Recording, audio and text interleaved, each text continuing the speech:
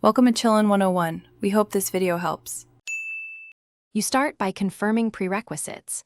Check Windows and Rocket League versions because mismatches prevent Alpha Console from loading. Once done, close Rocket League and any overlays, then run Alpha Console as administrator so it can write configs.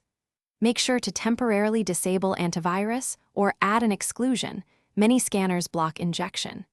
You should also back up your Rocket League config folder so you can restore defaults if needed. These first steps ensure the environment is ready and minimize interference when you proceed. Next, you handle core fixes. Install or repair Microsoft Visual C++ redistributables because missing runtimes stop the mod from initializing. Then confirm Alpha Console and the Rocket League hook versions match. Mismatched builds cause silent failures.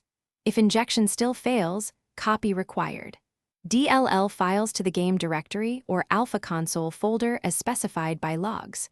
Monitor the Alpha Console log output. It tells you which file or step failed. Make those replacements and restart the launcher so the changes take effect.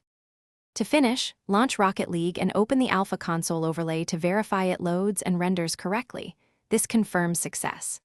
If it still won't open, check the most recent log timestamps to find the failing stage, then reinstall Alpha Console only and rerun as admin. This often fixes corrupted installs. Make sure to restore your antivirus exclusions, and if something broke, revert using your backed up config files. One quick tip: running the game and mod once more after a clean reinstall usually resolves lingering issues. Thanks for watching. Consider subscribing if we helped you.